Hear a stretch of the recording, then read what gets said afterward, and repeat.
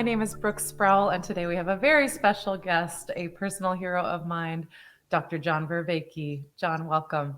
Thank you, Brooke. It's a pleasure to talk with you again. I really enjoyed our last conversation a lot. I did as well. I'm looking forward to picking it up.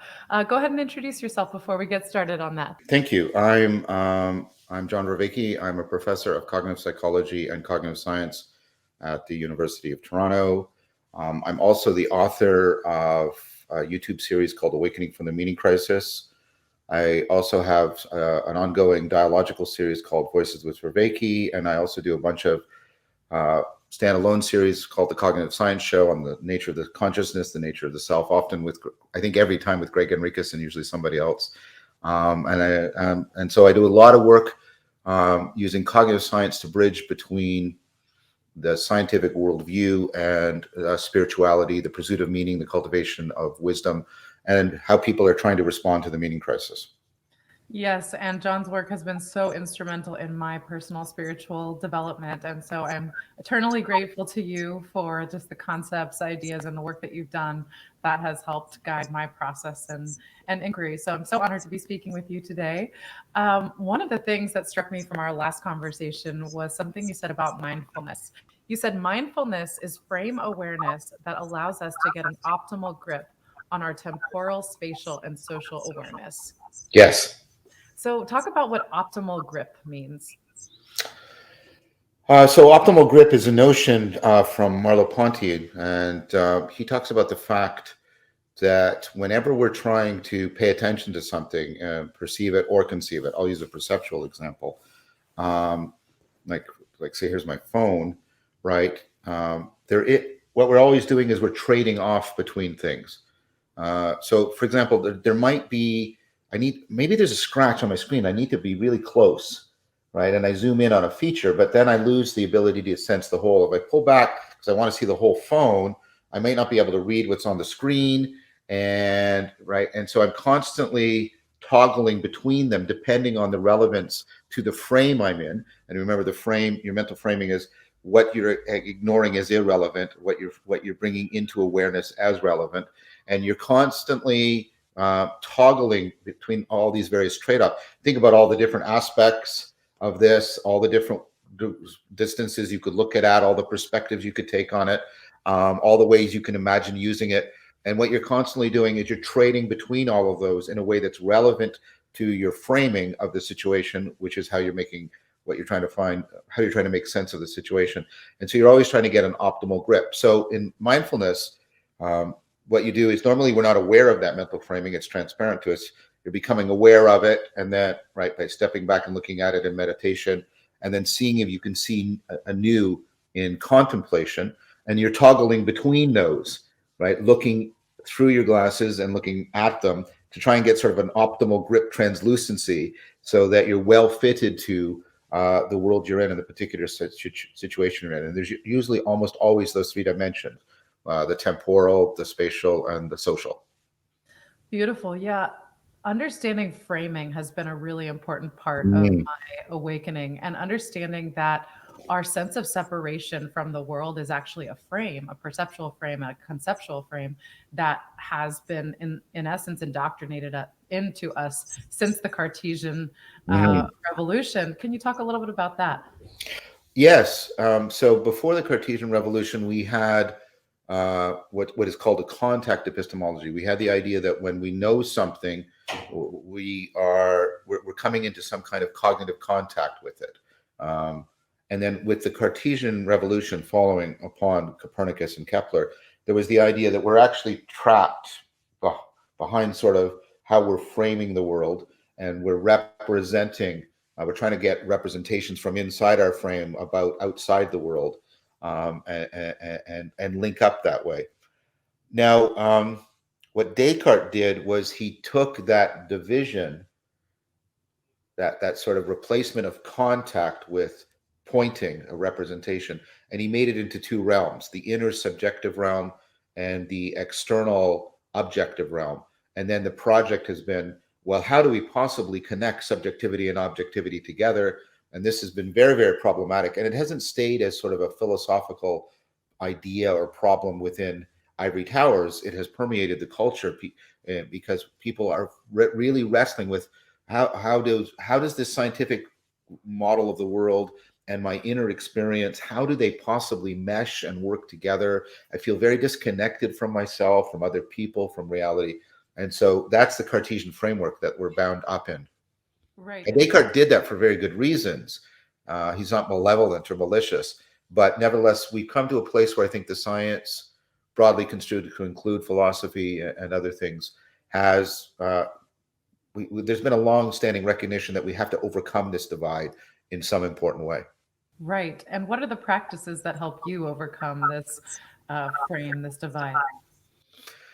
Well, I mean, the one practice is sort of phenomenological philosophy, where you're trying to practice phenomenology. You're trying to really get into the structures of your experience when you're making sense, and and see what's actually at work. So, for example, when you do that, and this is influenced by Merleau-Ponty and my friend and colleague Evan Thompson. When you do this, you realize the body has a very special place. Um, so, for example, your body is both an object like all the other objects, but it's also you, and it's part, right, of who and what you are. And what's really weird about the body is whenever you're touching something, you're also being touched. And so, what you realize is, wait, I'm living this in my body, and my body is neither cleanly objective nor cleanly subjective. And so what I want to do, that phenomenology brings that into awareness. And then I want practices that really bring that to life, like Tai Chi Chuan, in which I'm moving my body in a mindful fashion. I'm getting into the flow state. I'm feeling very connected, and I'm both touching and being touched. Because when you're, for example, when you take even if you hold your arm in Tai Chi in a way that it's both a weapon and a sensor, you're simultaneously feeling as well as projecting, like projecting force. And of course, doing the meditation and the contemplation, which constantly make you aware of the fact that actually these two are deeply linked. My contemplative awareness into the world and my meditative awareness into myself continually reflect each other and are shaping each other. And like even think about it in meditation, you go into a space inside your head, which of course is not a literal space. You're inside some space, and that's because you're internalizing the world. But when you're in there, you also get you get aware of how that world is being shaped for you. And so you internalize the world, but you also indwell the world by how you fit yourself to it. And so the meditation and the contemplation make you aware of it. Most importantly, perhaps, are dialogical practices. Dialogical practices make you aware of the reality of other minds that are shaping information separate from you and really make you beholden to the fact that the objective and the subjective are deeply interpenetrating in something like dialogue. So those are some of the practices that help do that. How does the last thing you said relate to what you defined as transjectivity in our last conversation? Um, so that's a very important point. I think if you take seriously the idea that the world is intelligible, you realize that intelligibility isn't like a property of you subjectively or just of the world objectively, but how you're bound to the world. So intelligibility is very analogous to biological adaptivity. If I'm adapted to my environment as an organism, the adaptivity isn't in me or in the environment. It's how we're fitted together so that I can live. Intelligibility is the same kind of affordance. It's how my mind and the world are fitted together so that I can think, where think doesn't just mean run things in my head, but also move around and navigate my environment and catch a football, etc. And so the idea is that intelligibility, like adaptivity, is neither subjective or objective, but binds them together, which is transjectivity. And the reason why you want to think about this is without intelligibility, there's no realness, and intelligibility is ultimately transjective. And also, not only intelligibility, but in truth. Truth is neither subjective nor objective, but precisely how the subjective and objective are bound together in a transjective fashion. And this, of course, was made very famous by Heidegger's notion of aletheia. And so these practices, this is an argument that Clarke makes in his amazing book, Explorations in Metaphysics. These dialogical practices make you directly aware of transjectivity at the heart of intelligibility, at the heart of adaptivity, the way you are in reality and how reality is making demands and calls on you. And you come to realize that this transjectivity is more primary than the subjective or the objective, because it is what grounds both and grounds the relationship between both of them. And dialogical practices are a flowing and powerful enactment of this. Mm. And how does that relate then? That sort of reminds me of the idea of non-dual awareness. Yes, yes. I think, now I'm not claiming that everybody who talks about non-duality is doing this, but I think when you do the meditative and contemplative practices, and then you do them in an alternating, self-organizing, dialogical fashion, then they can break, like almost like stereoscopic vision.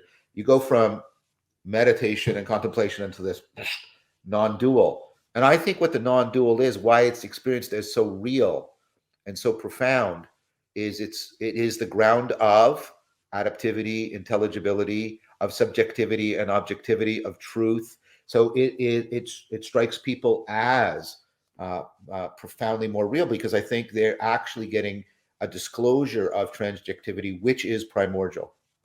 Can you define transjectivity?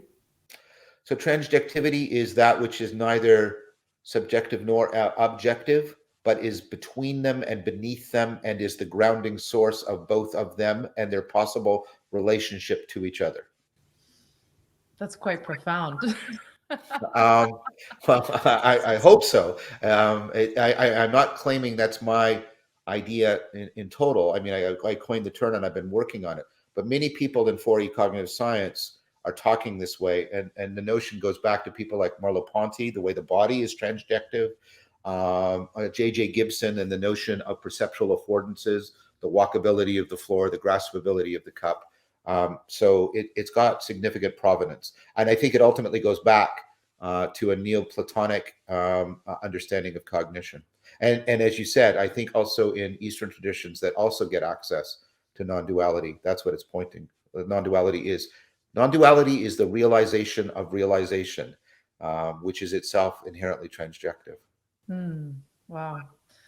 And there's something I wanted to run by you that's sort of related to what we're talking about. I heard in an interview once that consciousness is a fundamental ontological substrate of reality. And for me, that has really profound kind of day-to-day implications if it's true. I was curious if you'd given that any thought.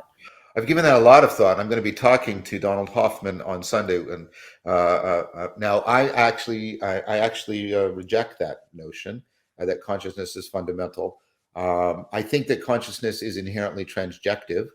I think part of the problem, we understand consciousness as in here, where consciousness is properly between you, because we tend to concentrate on introspective consciousness as somehow prototypical of consciousness.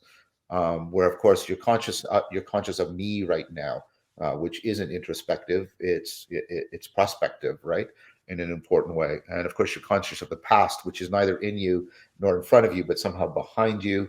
And so I think of consciousness as a higher order form of this more basic process of relevance realization. I have a lot of argument for this. I just, for people that are interested, I have 3 questions about consciousness, the video that I recorded at the Consciousness and Conscience conference, where I make this argument about, I think that your core cognitive ability is this relevance realization ability. A lot of it's going on unconsciously. For example, you're somehow picking up on relevant sounds and making relevant connections in memory, so that the noises coming out of my face hole are becoming ideas in your mind, and you have no idea, no awareness of how that's happening. There's all this relevance realization going on, but some of it comes into your working memory, and working memory is itself organized in order to be a higher order relevance filter. The point of working memory, this is Lynn Hash's work, a colleague of mine at UFT, is working memory, which is where you're holding things in mind. It's also designed to screen out irrelevant information and enhance relevant realization. And I think when the unconscious relevance realization comes into working memory, and we get this, we get how attention shines on things and makes them more salient, and we get all those connections between how we're sizing things up and how we have a perspectival awareness of them. I think that's what consciousness is. When you make consciousness a fundamental property, you then face really difficult problems of, okay, if consciousness is a fundamental property and all of these things have consciousness, it's obviously not the consciousness that I have right now. The reflective self-aware consciousness that's bound to my fluid intelligence and allows me to do insight and to experience wonder. That's clearly not happening in the chair or the sofa. So then I have the problem, what's the relationship between the universal consciousness and my consciousness? And that doesn't seem to be any better than what's the relationship between my consciousness and a non-conscious reality. There's a longer argument there, and I don't want to burden you with it. But I think what people are, I think people are genuinely arguing that, like Bernardo Kastrup, who I have a lot of respect for. But I think when people say that it means something really powerful to them, I think what they're more likely saying is consciousness is starting to disclose to them the fundamental transjectivity, the non-duality, and that is fundamental. See, if you think the non-duality is fundamental, then consciousness can't be fundamental. This is Plotinus's point, because consciousness is inherently dualistic. I'm conscious of that. There's a subject and an object in consciousn's. And so if you think that reality is fundamentally non-dual, what you're probably saying about consciousness, I'm being presumptuous here, but it's something like, oh, I'm now conscious of like non-duality. I'm conscious of transjectivity. And in that state, you can actually enact that. You can move into a state of non-dual consciousness. But that doesn't mean that reality as non-dual is also conscious, I would argue. Sorry, that was a long answer to a really thorny question. I hope it made at least wasn't just garbled nonsense. Not at all. It takes me back to what you said about intelligibility, though. And I wondered, does the fact that the universe is intelligible mean that it has some kind of intelligence? And then how does that relate to what we were just talking about in terms of consciousness? Right. So I think that's a good question. And again, I would say that you have to think of the transjective relation of intelligibility as primary, and then there's two poles to it. One pole is intelligence, and the other is like the structure, the order that also grounds and makes intelligibility possible. And the problem is we tend to use the word intelligibility for both of those, the relation and the fact, a property of the world. So I'm trying to be a little bit more careful because I make that mistake too. And I'm trying to say there's intelligence, then there's intelligibility, and then there is the logos of the world, right? There's a structuring of reality that makes it capable of generating intelligibility in partnership with intelligence. Mm. Yeah, and that's where there feels like this relationship between consciousness though and existence, and there's a way in which things are all interdependent. Yes. And objects are in some way, and I don't understand this at all really, but what seems to be true based on some of the kind of quantum physics stuff is that there's a way in which we don't exist without the world, and the world doesn't exist without our consciousness on some level. Do you believe that? There's a way in which that makes sense, and then there's a way in which you have to be very careful about it, because you don't want to say things like, and that, well, that means the world didn't exist when there was no human beings, and quantum physics does not want to argue that. Most quantum physicists would say, no, that doesn't make any sense. So the quantum mechanics has to be integrated with the best cosmological explanations we have, the Big Bang, relativity, etc. And so you don't want to say that the universe can't pre-exist human consciousness. This is another reason why I don't think consciousness is fundamental. But you do want to say things like consciousness. Again, it's not here and pointing to something there. It's bound up with it, like my hand is when my hand takes the shape of. And so consciousness is in that sense disclosing properties of the world and of the universe that otherwise would not be disclosed.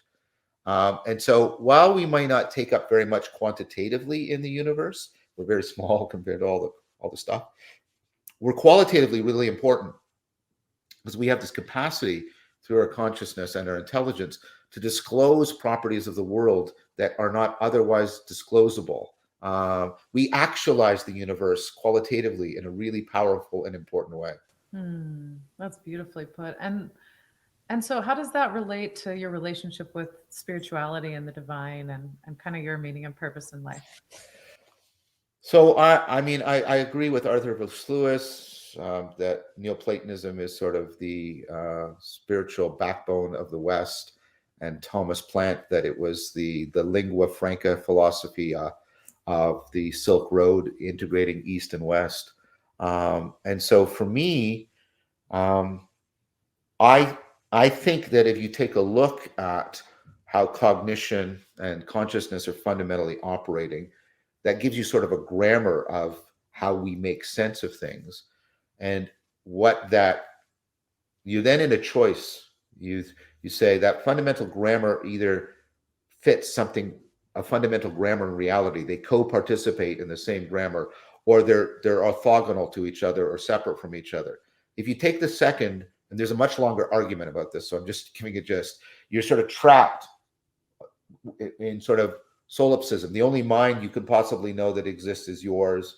You're in skepticism. You can't really know anything about the world, and this is a radically impossible like thing to live. You'll just be performative contradiction moment after moment. Or you can say, no, no, no. There is some fundamental, and here I'm doing it again. The contact epistemology.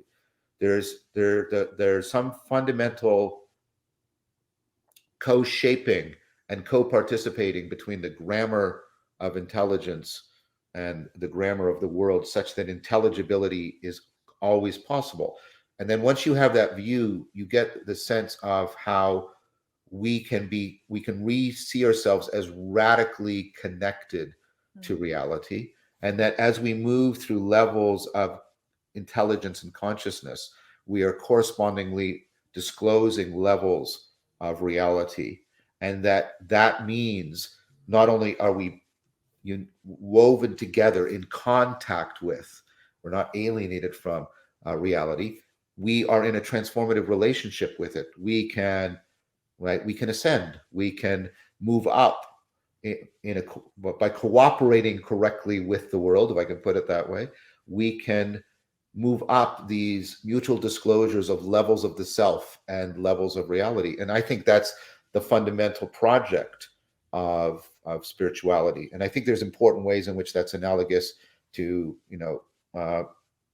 traditions from the East that are similarly as comprehensive, like Zen, the way Zen integrates Taoism and Buddhism and Shinto. But I won't make that second argument. But the basic idea is, once you get this view, then you can, well, think about that. Think about when that the levels of the self and the levels of the other are participating each other, and they're disclosing more and more of each other, and you're getting deeper and deeper and more real. Well, that's love.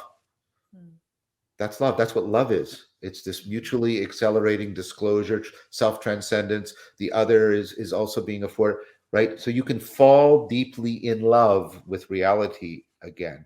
And that, to me, I think, is the heart of spirituality. Now, if you can do that in a way that is philosophically intelligible and scientifically legitimate, then I think you have powerful resources for responding to the meaning crisis. Yeah, I think of it as being in conversation or in a dance with life. And Yes, yes. and there's a way in which we've been taught to see the universe as this dead, material, meaningless world. And a genuine encounter with spirituality opens up this, it almost reminds me of like the personal relationship with God idea Yeah, yeah, yeah, yeah. from Christianity, which I actually hate because I didn't experience it like that. I Yeah, experienced it as this like anthropomorphized God, yeah, this yeah, voice in my head, that old saying, what was it? I realized I was God because I realized I was praying and I was just talking to myself. It was like yeah, yeah, that was my experience of it, was right. having a conversation with some intellectualized kind of Bible infused caricature of an anthropomorphic God in my head. But the personal relationship with God in this sense, or with reality, with life, with the universe, is this experience of partnership and conversation with the sort of imaginal realm. Yes, The, you yes. know, so talk about the imaginal realm, and how familiar are you with Jung's work? I do a lot of work on the imaginal. I both the sense drawn from Corbin and more recently from a very similar distinction by Coleridge and others. But also it's in Ibn Arabi, and it's a central part of the Neoplatonic tradition. So the imaginal is the use of images, but unlike the imaginary, where what you're doing is taking yourself away from reality. Like when I ask you to imagine a sailboat and I ask you, are the sails up or down? Right? There's no sailboat. There's no. But if I'm trying to teach you Tai Chi and I say, like, relax your arm, but imagine there's water flowing through it, a very powerful, and then you use that pung as right the kind of force rather than locked force. That's imagination for the sake of enhancing your perception, getting you to realize subtle patterns, getting you to reframe and reorient, right? And this is the kind of imagination that kids use when they pretend to be Superman. They're not picturing something in their head. They're trying to project the perspective of Superman so that they can see patterns in the world and themselves and become more heroic, for example, right? So that's what. So the imaginal is the using imagery that way, and then the patterns you're in, particularly um, trying to focus on within sort of the spiritual use of the imaginal is those patterns that integrate not only they integrate the subjective and the objective, like I just said, but they also integrate the intelligible and the sensible. They integrate that which is the level, the space in which we are conceiving reality, and the space in which we're perceiving reality, so that they mutually make sense and are connected with each other. And so, for example, Plato said you can't come into the academy unless you can do geometry. Now, people don't fully understand that because we have other domains of math other than geometry. There is nothing in math in the ancient world other than geometry. So notice what a geometrical figure is. It's sensible, but you don't think that geometrical figure is actually what a triangle is, because it's not, right? That there's the perfect triangle. You can almost your Plato here. That's conceptual, the perfect circle, the triangle with all those eternal truths. There's the sensible thing here, the sensible world, and they they are co-present within the practice of geometry. This is why geometry was sacred in the ancient world, and that's an imaginal practice. And it's a way of bridging propositional thinking and non-propositional thinking, binding the subjective. So the horizontal and the vertical dimensions are properly integrated in the imaginal. Mm. And how does the imaginal relate to positive psychology and those kinds of practices? So, I mean, not enough people are talking in positive psychology about the imaginal. That's something I'm trying to redress. Insofar as positive psychology is oriented towards how we excel beyond the norm rather than how we break apart in the pathology, and we're talking about things like wisdom and self-transcendence, the imaginal plays a critical role in the cultivation of wisdom because of the way it binds things. The imaginal is the enacted symbolon. Symbolon means to bind things together so that so the possibility of contact, conformity, transformation are all made possible. So the imaginal plays a pivotal role in the cultivation of wisdom, in the affordance of self-transcendence. When you are binding yourself to your future self and aspiration, I want to be more like Socrates, and that's a symbolon. but there's an imaginal there. Socrates is taking on an imaginal role for you so that you can bind yourself to your future self, so you can realize those patterns. And I'm using realize in both sense of become aware and actualize, right? Make real. That you're using Socrates imaginally in order so that you can come into a real relationship with your future self and pick up on those patterns in your behavior that are going to get you there, as opposed to those ones that are going to divert you. The imaginal plays a significant role in any aspirational project, any transformational project, any cultivation of wisdom or virtue. I'm so curious about your take on like the Joe Dispenzas and the Bruce Liftons of the world in terms of, they're kind of in that new agey, if mind over matter, if you can kind of heal yourself.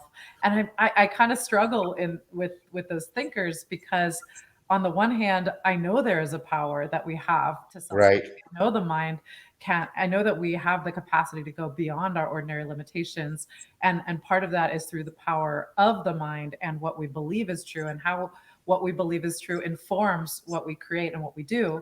And yet at the same time, there's a lack of rigor, it seems, in some of those Yep. communities, and there's some things that make me question the validity. So I'm curious about your take and your experience in that. For me, and this is a Platonic, Stoic, Buddhist, Taoist thing to say. And there's not very many things that I can do, but spirituality is inseparable from the cultivation of wisdom.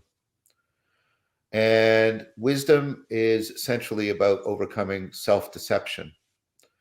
And that means adopting a lot of rigorous practices. And this is ultimately how we should understand rationality. Rationality isn't logic. And sometimes you use logic in order to be rational. Rational is how can I reliably and systemically and systematically overcome self-deception? And then wisdom is how can I do that across all the kinds of knowing, across all of the domains of my life that binds the subjective and the objective, binds the intelligible and the sensible. So it's this I've got to remove all this self-deception and enhance all this connectedness. That takes tremendous rigor. It takes it takes a tremendous amount of being able to subject your ideas to rigorous argumentation, empirical investigation. So while I don't think science can generate a spirituality, nor do I think science is conducive of wisdom, I think anybody who's trying to be wise, who's not taking advantage of this powerful machine for overcoming self-deception, right? That's what science is. It's a family of methods for overcoming how we deceive ourselves. That's what it is. And if you disconnect your project from this very powerful engine, your ability to cultivate wisdom, I think, must necessarily be seriously truncated. And you're going to make yourself prone to all kinds of self-deception that can only be caught by, a certain kind of scientific and rational rigor. I want to repeat, I'm not saying that science can give you wisdom, nor am I saying that science is spirituality.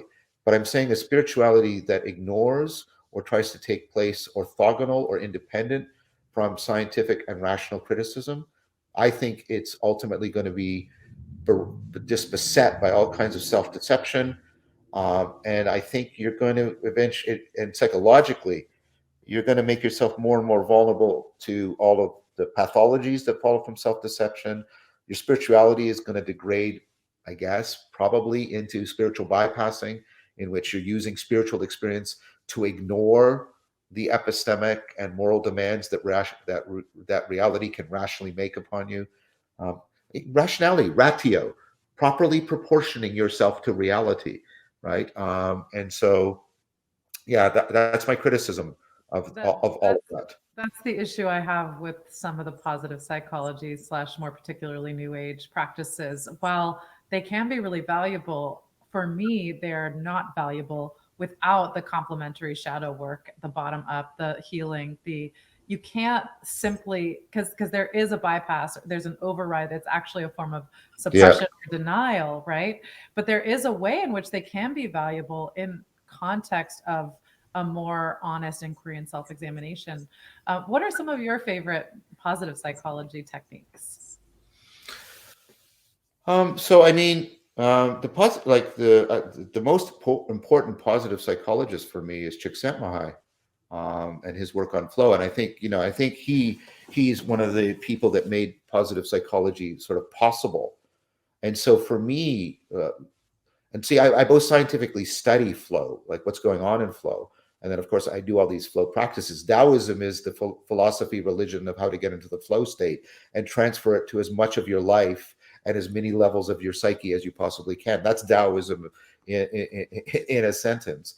And so for me, the practices that help me get more reliably into the flow state and more systemically and systematically transfer it to many domains of my life and many levels of my psyche. But that's what I mean by a ritual.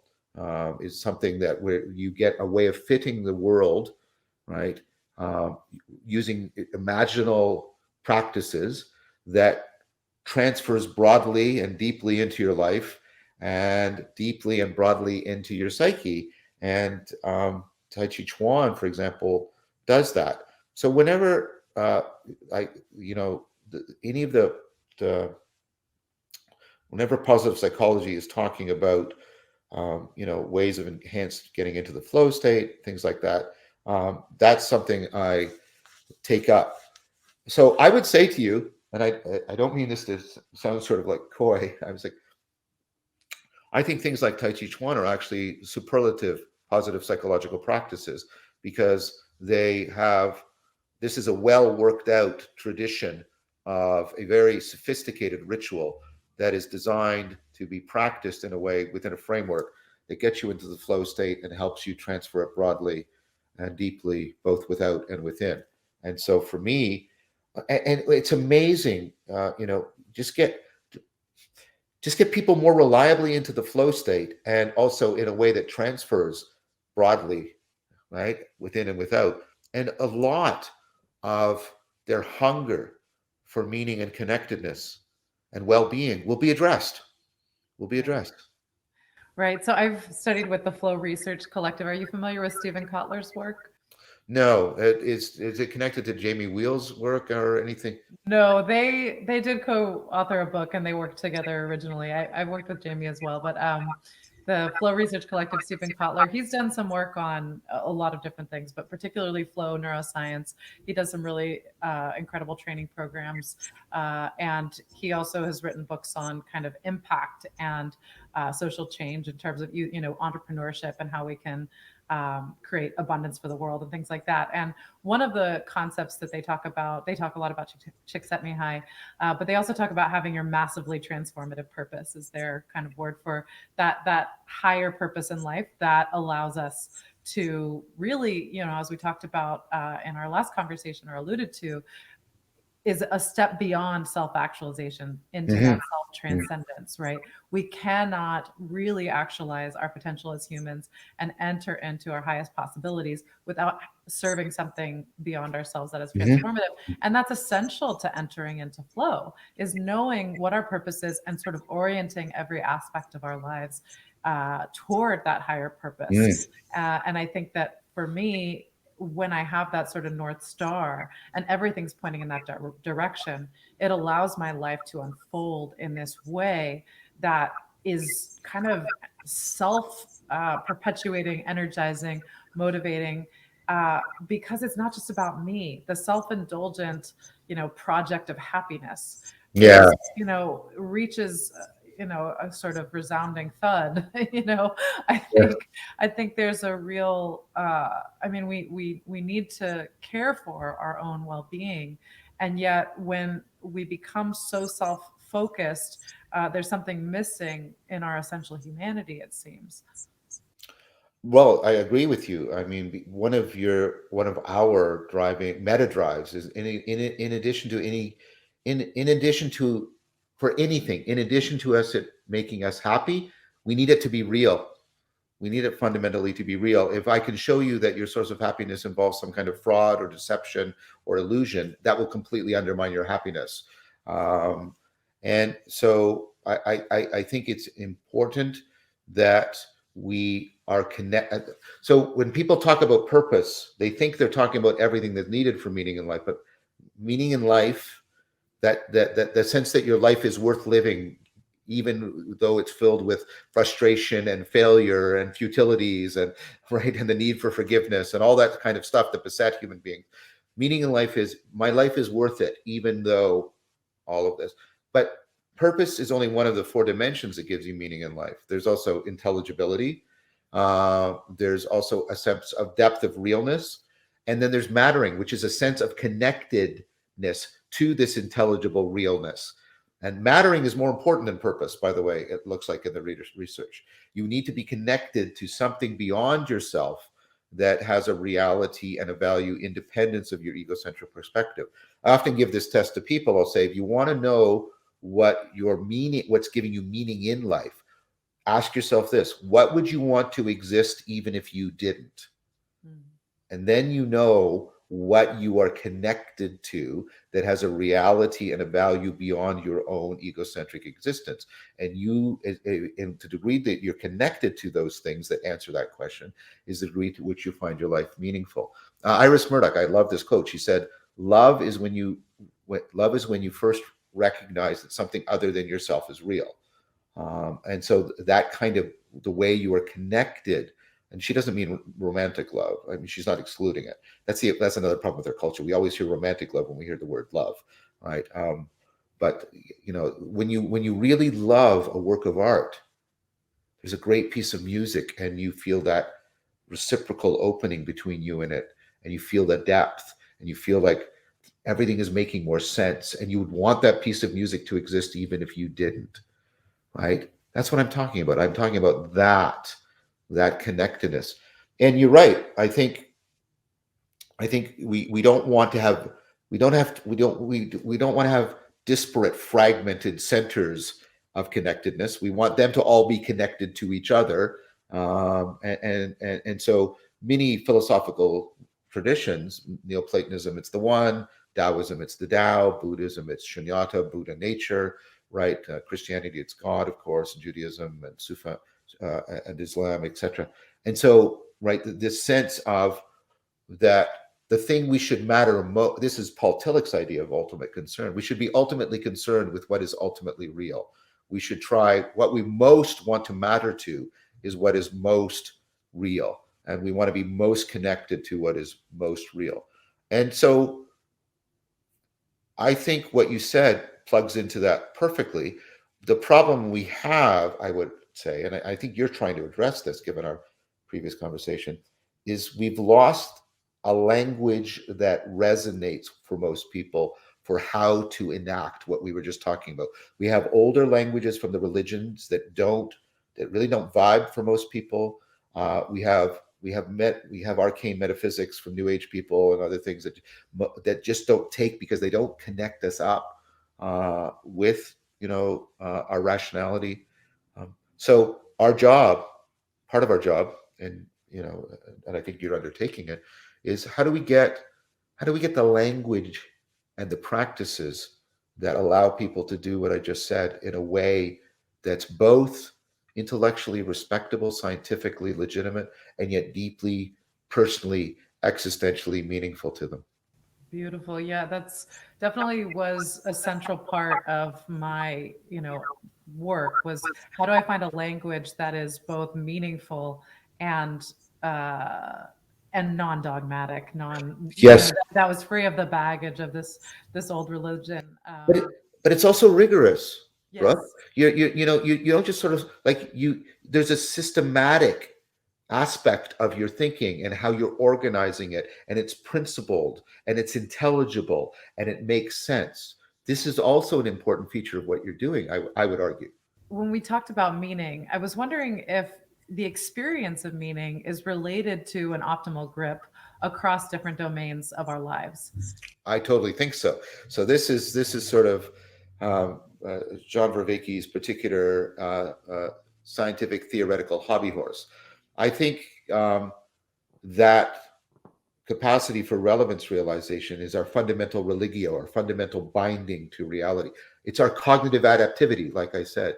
And that sense of being bound and connected to reality is at the core of our cognitive agency. And therefore, whenever we are doing things that we get a sense are enhancing that connectivity to ourselves, to each other, to the world, and thereby causing our cognitive agency to flourish, we experience that as meaning in life. I think that's my central argument. Mm.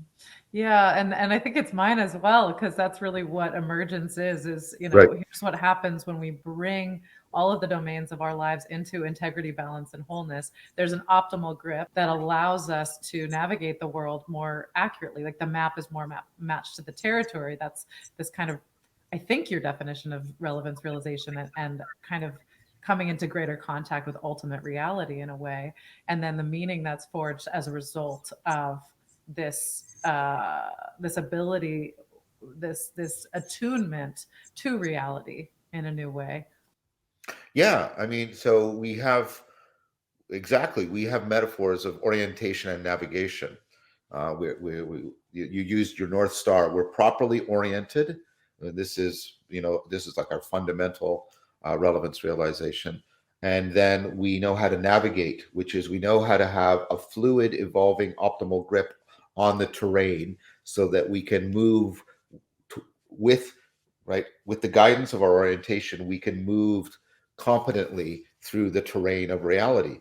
And of course, I'm trying to speak metaphorically, but the point, the actual cognitive scientific point is that capacity for physical orientation and physical, like perceptual optimal grip and sensory motor navigation optimal grip of your environment, that's actually exapted up into conceptual space and how you make sense of things. So it's about it's about giving people those two dimensions of optimal grip, the orientation, which is like sort of your meta optimal grip. It's where you place yourself so you have access to multiple kinds of optimal grip, and then you stitch them together with the orientation as you navigate through your life and through your world. And that's my definition of character, right? Is the meta process we hone that helps us navigate the Oh, set of excellent, experiences we face in excellent. life. And in a way, it's not separate from maybe an old idea of the soul, right? Yes, I mean, I think character, properly understood the way you've talked about it, and is that which allows us sort of to integrate and track the through line of reality, so that we're more and more optimally gripping it, in touch with it, and it's touching us. When we say optimal grip, you have to understand it's both ways. It's not just you grabbing; it's also the world has a capacity to grab you. Moments of beauty, moments of truth, moments of astonishing goodness. You want both, right? And yeah, I think that idea. I mean, it certainly goes back to Aristotelian notions of the soul, and character and the soul are deeply interwoven together. And it also picks up on certain Neoplatonic ideas of the soul. If you conceive of the soul as a ghost inside of you, then it doesn't really jive. But if you think of it more as, you have all of these disparate faculties, and your work speaks to this, and they're all typically fragmented. But just like I can find the through line of all the aspects of the thing, right? Somehow I'm showing you all these different aspects, and they're not identical to each other, but yet they all hang together. There's a through line, and the through line is not an aspect, and the through line goes beyond all the aspects you've seen, because there's many more aspects you haven't seen. Just like there's a through line of things, I think there's a through line of the psyche, and I think that's what we're talking about a soul. And when the through line of the psyche can track, right, the through line of reality, then I think that's when people are properly in the spiritual domain. And it brings me back to the conversation we had last time about emergence, and emergence from the biological level, Yeah, even as you defined and described it, was the simultaneous differentiating and and integrate. integrating. Yeah, So exactly. interesting. That's such a, in a way, it's a contradiction, but that's where the thing opens up, right? Yes, In that space, and that feels like it's not only true on a biological level, but that feels like the essence of spirituality, which is why I talk about emergence in my work as it's like this integration, and this simultaneous honing in and opening up, and that's what's so totally. transcendent in our. That's right. And that's exactly the opponent process that's going on within relevance realization. Your attention's doing it now. It's opening up with mind wandering. default mode network. The task mode network is then selecting. It opens up and selects, and so what you're doing is you're constantly differentiating and integrating. You're complexifying your cognition so that it can more and more conform to the complexity of the world. Exactly. Can you define relevance realization for those in my audience who aren't familiar with your work? So relevance realization is the process by which you zero in on relevant information. So the problem that's facing you in all cognitive dimensions of domain is there's way too much information available to you. There's way too many ways in which you can combine the information, combine your actions. And what you do is you intelligently ignore, and it sounds like a Zen koan, you intelligently ignore most of the information. So most of your viewers were probably not thinking or aware of their right big toe until I said that. Because it's been backgrounded. They're right. They haven't been thinking about Australian kangaroos until I said it. Right. And so all of the information in your memory, all the information in the world, all the ways that can be combined is overwhelming. This is the central problem facing artificial intelligence. How do you ignore most of that information, zero in on the relevant information? So I use the word realization. I got this use from Nishitani because it means both to become aware and to have something be real. So you're making aspects of the world, you're disclosing aspects of the world, you're connecting yourself to certain realities in the world, real patterns. At the same time, you're realizing, right? So it's becoming aware. So it's realizing in the sense of becoming aware and actualizing. And so this is the core ability that I argue is at the center of both intelligence and consciousness. And how is that related to the frame question? The frame problem is exactly the problem of relevance realization. This is right. So the original example of the frame problem is original presentation is Dan Dennett. He talked about, so we're going to make an artificial intelligence, and we're going to make an agent. Agents are different from things that just everything behaves. This pillow behaves. If I punch it, it indents. So agents are things that not only behave, what they can do is they can detect the consequences of their behavior and then alter their behavior in order to achieve certain goals. So that's an agent. Okay, so we make this robot and we're going to make it give it a very simple task. It's going to find energy sources, which are batteries, and then take them to a safe location where it can consume the battery. This is analogous to you and food. You typically don't eat your food where you first encounter it. You usually take it to a place, or you have special places set up for it. Okay, so this robot comes along and it finds a nice juicy battery sitting on a red wagon, and it determines that if it pulls the wagon, the battery will come along. That's the intended consequence. Yay! Unfortunately, there's a lit bomb on the wagon as well, and an unintended side effect is that the bomb comes along and blows it up. And then we go, oh, stupid us. We have to make the robot not only pay attention to its intended effects, but all the unintended side effects. So we make a new robot, we put it into the same situation. It comes up to grab the wagon, and then it's just calculating for the rest of eternity. It's like, why? What's going on there? Because it's calculating all the unintended side effects. If it pulls the wagon, the battery comes along, that's the intended effect, but the right front wheel goes through more than 30 degrees of arc. The left front wheel goes through more 30 degrees of arc. The left back wheel, the right wheel, the grass underneath the wheels is being indented. The air patterns around the wagon are being slightly altered. The position of the wagon with respect to Jupiter is being changed. With respect to Mount Everest, it's being changed. And you go, oh my gosh, the number of side effects is astronomical. So this is what you now have to do. How do you zero in on the relevant side effects? And what people are tempted to say, well, it's obvious. That's the problem. That's the result of relevance realization. Relevance realization makes things obvious to you so that you are a good problem solver. Obviousness is not a physical property. Here's 17 grams of obviousness, right? It's like you're giving that ability to find things. Sorry, I'm preventing you from talking. It's a priori, right? Like that's Peterson's argument. It's like built into the structure of our nervous system to ascertain what's most meaningful, what's most relevant, what's Yes. salient. Yeah. And so we take it for granted. We don't recognize that if we're creating a machine, for example, we have to attend to it. It's Yes. so obvious because it's inbuilt, but it's Yes. not actually obvious objectively, but it's built into our neural structure in such is that am I understanding that correctly? Yes, you're understanding it very well, and trying to build machines that can instantiate that ability.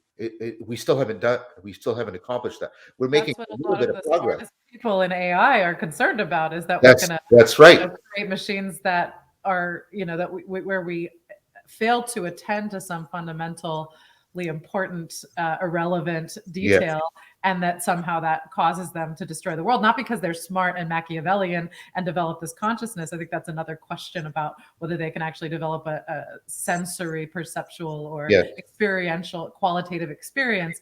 But the idea that maybe even without that, there could be a way in which, there are these unintended side effects, and they could destroy the world just through kind of a simple glitch in our inability to know what not to attend to, or what to leave out.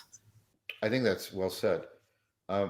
So just to finish, it's called the frame problem because you have to somehow put a frame around, right, the situation, that your understanding, your interpretation of the situation, that excludes all the irrelevant, but only and includes only the relevant. The problem is nothing is intrinsically relevant or irrelevant, right? This glass is relevant to me right now. It'll be irrelevant to me an hour from now, right? Right. And so there's no property you can point to and say, always pay attention to that property. Mm. And this is why it's so really hard. And what's so fascinating about you and I is we do this, we're doing it right now. And it's not only at the guts of something that technical like AI. I argue it's at the guts. Like this is so primordial and it's so powerful about your connectedness. It's also at the guts of your spirituality. Mm. Hmm. Yeah, and I think the frame problem for me or the framing effect is one of the most kind of practical ways Oh that we yeah. can engage with self transformation, is just simply reframing our problems and the ways that we look at life. It's an Yeah. idea that I've developed in my work. I call it the reflection principle. This idea that everything we suppose is outside of us, it's an external problem, actually reflects something within us psychologically and spiritually, that if reframed can be used as a lesson to help us transcend and move beyond our current limitations. So that's an example of a way of a conceptual frame that can be used in service of personal transformation. So I'm noticing we're kind of at the end of our time, but any final words you'd like to share or leave our audience with? No, I mean, other than I want to thank you for this. I always enjoy our conversations. I've enjoyed both of them so far. I really think what you're doing is important work. And I guess that maybe if I could say a final parting thing is we have to stop thinking about science and spirituality as oppositional, or we will not solve the meaning crisis. We have to move to and we've been showing how that's possible in our conversation.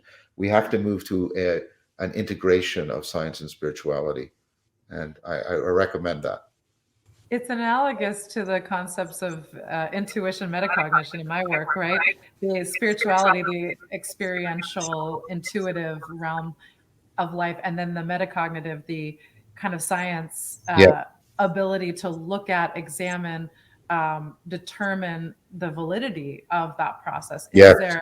Is this, are you really attending to reality? There's Hmm. a way in which science can be the process by which we affirm the reality of spiritual consciousness, rather than either at odds, rather than being at odds with it.